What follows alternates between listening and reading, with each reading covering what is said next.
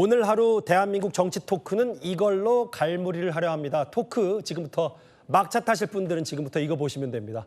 오늘은 윤희석 전 대변인, 신현영 전 의원 두 분 나오셨습니다. 어서 오십시오. 네. 어서 오십시오.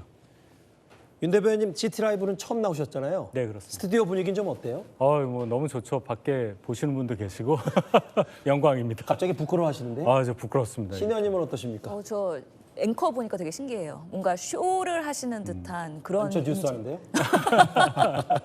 알겠습니다. 그러면 두 분과 함께 정청래 대표, 장도혁 대표 얘기해 볼 텐데요. 오늘 국민의힘 일부 의원들은요, 정점식 신임 원내대표를 만나서 장도혁 대표 사퇴를 논의하는 의원총회까지 소집을 요구했습니다. 직접 한번 들어보겠습니다. 장동혁 대표는 사퇴해야 합니다. 국민의힘은 6.3 지방선거에서 참패했습니다. 장동혁 대표의 리더십은 붕괴되었고 이는 오롯이 장동혁 지도부의 책임입니다. 그분이 없으면 더 집중할 수 있을 겁니다. 그분이 있으니까 제대로 이 문제를 제기하지 못하는 겁니다.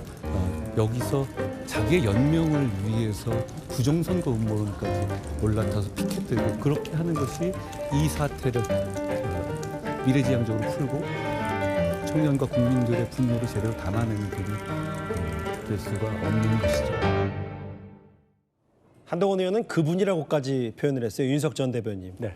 국민의힘 내부 사정 잘 아시니까 본질적으로 근본적으로 장도혁 대표는 왜 버티는 거예요? 이게 식물 대표 얘기까지 나오는 마당에 왜 버티는지, 그럼 언제까지 버틸 수 있는지 그게 제일 궁금해요. 일단 장도혁 대표 입장에서는 지방선거 결과가 이렇게 안 좋은 상태에서 버티는 방법밖에 없다. 만약에 사퇴를 한다면은 의원직이야 유지할 수 있겠지만 다음 총선에서 당선돼서 다시 국회의원직을 유지할 수 있을지도 불투명하다고 생각했을 겁니다. 그러니까 대표직에 있으면 그래도 뭔가 할 수 있는 게 많이 있으니 지금 무조건 유지한 상태에서 본인을 지지할 수 있는 분들을 최대한 끌어들일 수 있는 어떤 이슈를 쥐고 있겠다. 그게 선거 이슈다? 예, 저는 그렇게 생각합니다. 근데 이런 게 있잖아요. 보통 네. 홍준표 전 시장만 하더라도 어쨌든 본인이 뭐 선거 책임지고 물러나고 보통 당대표들이 물러나서 후위를 도모하는 경우가 있는데 그 보통 셈법과 장 대표는 전혀 다른 것 같아서요. 그러니까 일반적인 셈법하고 다른 셈법을 하시는 걸로 저는 쭉 봐왔는데 본인이 만약에 사퇴를 하고 다시 재기를 할 수 있는 과정 자체가 없다고 보시는 것 같아요. 여기서 물러나면 끝이다. 예, 지금까지 10개월 정도 대표직을 유지하면서 보였던 여러 가지 정치 행보가 일반적인 야당 대표의 모습과 거리가 멀었고 특히나 지방선거 직전에 뭐 미국을 방문했다든지 이런 것에 대한 비난에 더해서 지방선거 결과까지 지금 다 켜켜이 쌓여있지 않습니까? 예. 이것을 다 안는 상태에서 대표직을 관두고 다시 뭔가를 도모하기에는 아마 정책 기반을 본인 스스로도 그거는 잃어버린다고 여기서 판단했을 물러나면 진짜 가능성이 커요. 끝이다. 예. 잠깐 화면 나갔던 걸 한번 부탁드릴게요. 신현영 의원님, 저 방금 나온 화면을 같이 한번 보실까요? 신 의원님. 저기 보면 마치 110대 1로 본인이 싸운 듯한 느낌도 있는데 저 내용인즉슨 내 거취를 묻는 자, 잠시를 보라 뭐 이런 느낌도 있어서 이걸 어떻게 받아들이세요? 아직도 내가 할 일이 남아있다.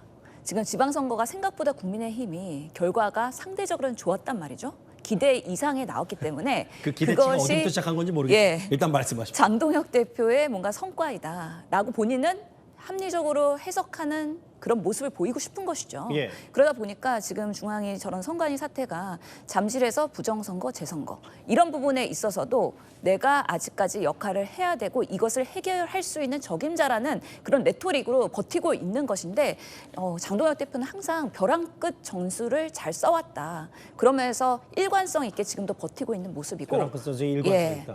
말씀드린 것처럼 실제로는 막판까지 갔기 때문에 재기의 가능성이 없기 때문에 여기서 밀리면 끝장이다라는 사생결단의 모습이지 않을까라는 생각이 근데 들어요. 이제 돌이켜보면 벼랑 끝 전술, 뭐 예전에 단식도 있었고 24시간 필리버스터도 있었고 미국 갔다 온 것도 있었지만 신 의원님 보셨을 때 이게 이번 건은 어쨌든 저렇게 당내에서도 뭐 부정선거 음모론을 약간 풍긴다든지 재선거 요구하는 게 당내 호응이 전혀 없잖아요. 마치 본인들이 같이 뭐 강경 보수로 몰릴까 봐.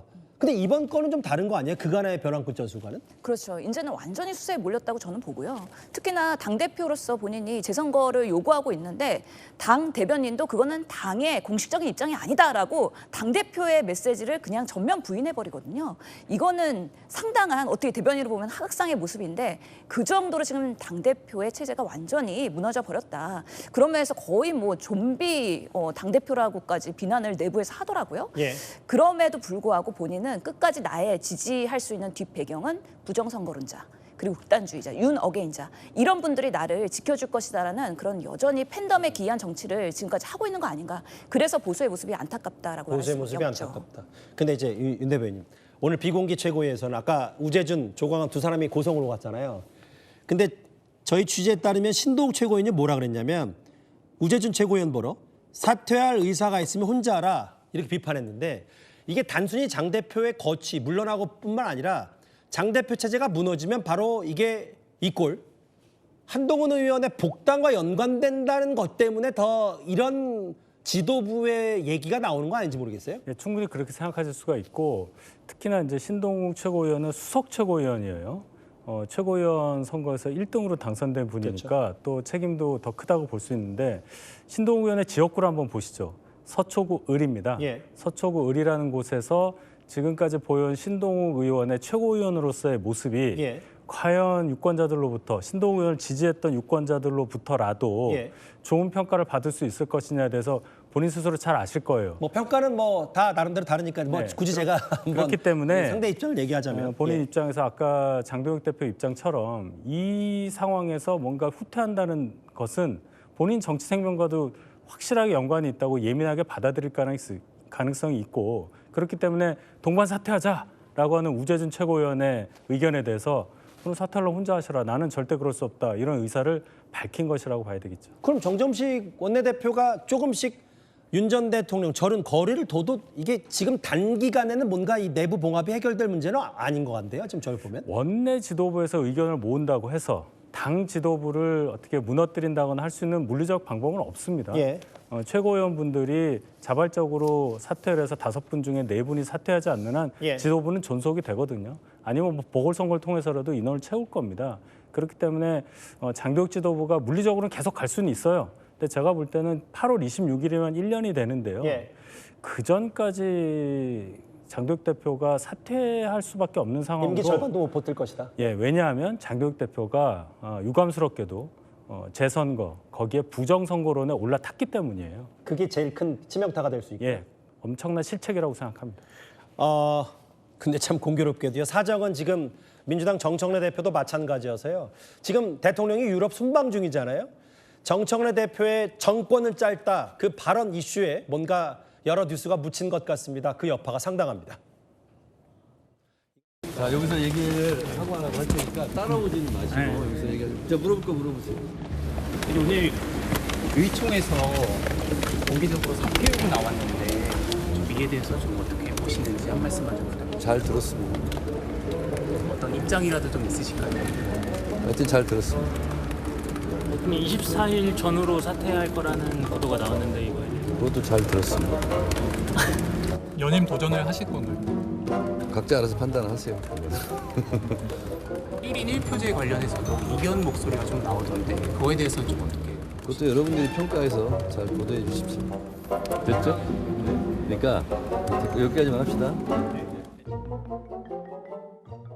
여러 기자들의 질문에 즉답은 피한 것 같아요. 신 의원님. 예. 오늘 비공개 의원총회에서 뭐 친명이든 아니든 어쨌든 그만둬라 사퇴라는 얘기도 있는데 근데 이게 대통령 지금 순방 중이고 어쨌든 여러 외교 성과를 거두고 있는 이 입장에서 이게 진짜 의도된 건지 아니면 우연인지 모르겠는데 정 대표의 정권은 짧다. 연임 이슈에 또 묻혔어요. 순방만 나가면 이런 일이 생겨요? 너무 안타까운 일이죠. 사실은 정말 외교적인 노력을 하고 계시고 오늘 이탈리아 대통령 만났거든요. 물론 유럽이기 때문에 우리나라랑 시차가 있어서 언론 보도의 타이밍이 다를 수는 있긴 하지만 예. 지금 이재명 대통령께서 외교 유럽 에서의 순방의 그런 메시지들이 전혀 보이지 않는다는 것이 사실은 우리 국가적으로도 매우 안타까운 일이다. 예를 들어서 오늘 EU랑 만나서 EU에서 철강 수입 규제 강화하겠다 그랬더니 그래도 우리나라의 우호적인 협력을 고려해서 이런 부분에 있어서는 조금 더 고려해달라 이런 요청도 하고 외교적으로 상당한 메시지를 하고 있단 말이죠.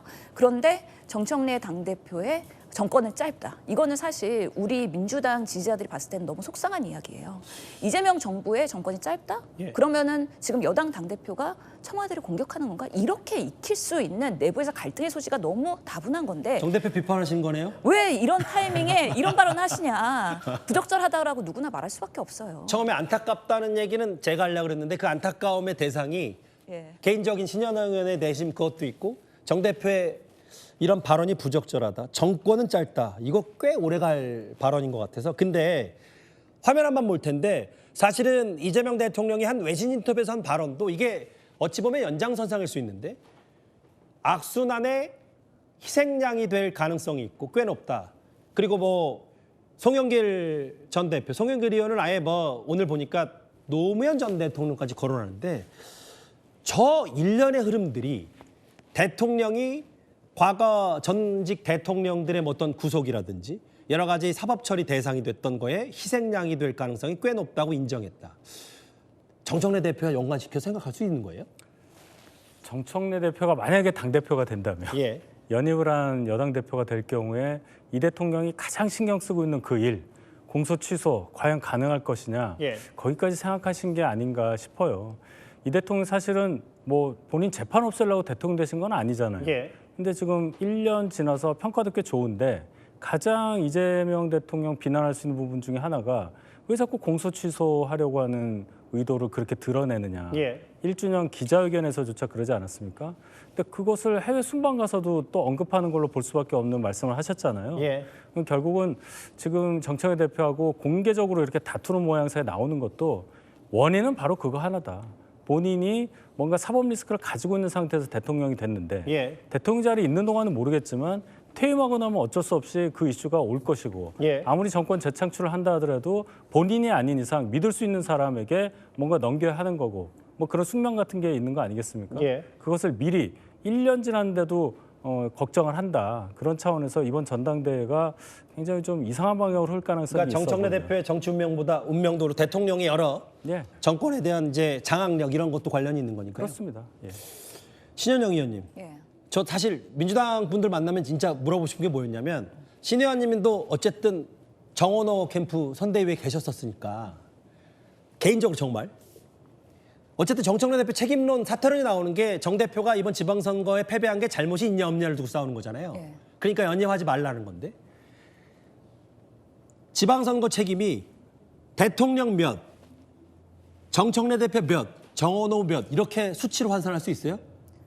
숫자로 표현하기는 쉽지 않은데 저는 우선 당대표 지도부의 책임이 매우 크다고 생각하고 그다음에 후보도 사실은 더 많은 그런 시민들에 다가가는 노력을 했어야 되는데 저는 당대표와 그리고 후보의 캠프를 포함한 그 잘못을 5대5로 사실은 숫자로 대통령 나타냈습니다. 책임은 없는 거고요. 대통령보다는 당에서 이런 부분에 있어서는 당연히 선거로서의 역할을 하는 거기 때문에 예. 오히려 이재명 정부의 국정 지지도는 상당히 높았습니다. 예. 그렇기 때문에 우리는 이번에 상당히 좋은 결과를 낼 거라고 큰 기대와 출발점도 사실은 국민의힘보다 좋았거든요. 예. 그럼에도 불구하고 그런 우리가 기대하는 성과 못 냈다는 거는 결국에는 당 지도부와 그리고 캠프와 후보의 잘못된 그동안의 착각이 있었다. 그런 것들이 여론조사와의 현장과의 미스매치로 나타난 거기 때문에 저는 외부 탓 안 합니다. 그냥 저희 탓합니다. 장도혁 대표도 물러나는 게 순리고 신 의원님 보셨을 때 정청래 대표도 연임 도전 안 하는 게 순리다 이렇게 보시는군요. 사실 오늘 의원총회에서 사퇴 이야기 나온 거는요. 출마하지 말라는 메시지에서 장철민 의원이 의견을 낸 건 아니고요. 예. 이재명 당대표 때도 연임할 때는 2달 전 정도에 사퇴를 했어요. 그리고 선관위 준비위원회가 짜여졌기 때문에 모든 것을 다 체계를 만들어 놓고 사퇴하는 거는 공정성에서 사실은 선거 과정에서 후보로서는 매우 이게 공정에 위배될 수 있기 때문에 사퇴하고 나서 그다음에 선관위 준비도 해야 되고 그다음에 전당대회가 이루어져야 된다는 그런 강력한 메시지인 것이죠. 표면적으로는 이렇게 똑같을 수 있을까요? 여당 대표, 야당 대표. 그런데 조금 한 발만 들어가 보면요. 윤 대표님 제가 마지막 질문 드릴게요. 장도혁 대표는 그렇게 믿는 구석은 없는 것 같은데 정 대표는 좀 달라 보여서요. 화면에 나오듯이. 일단 1인 1표제로 민주당이 바뀌었고 실제로 본인이 만약에 김민석 총리가 전당대 출사표 던진다면 김민석 총리보단 내가 당원들의 로열티, 지지층이 확실하다. 이런 것 때문에 장 대표와는 조금 같은 듯 달라 보이기도 해서요. 충분히 그렇게 생각할 수 있어요. 일단 민주당의 룰이 당심이 결국 합쳐서 7, 예. 여론이 3인데 여론이 좀 진다 하더라도 당심에서 본인이 확실히 이길 수 있다. 지난번 박찬대 의원과의 대결에서도 이겼고 예. 또 하나 상대가 김민석 총리예요. 김민석 총리가 물론 뭐 재선도 젊을 때 하셨고 총리까지 하셨지만 예. 민주당을 떠난 기간이 뭐 거의 20년 가까이 된 그런 경력이 있지 않습니까? 그렇죠. 당 장악력, 전통 지지층으로부터의 지지는 본인이 훨씬 세다고 판단할 가능성이 높습니다. 예. 정청래, 장동혁 두 당대표의 위기 두 분과 함께 오늘 막차로 한번 정치 토크 짚어봤습니다. 두 분 고맙습니다.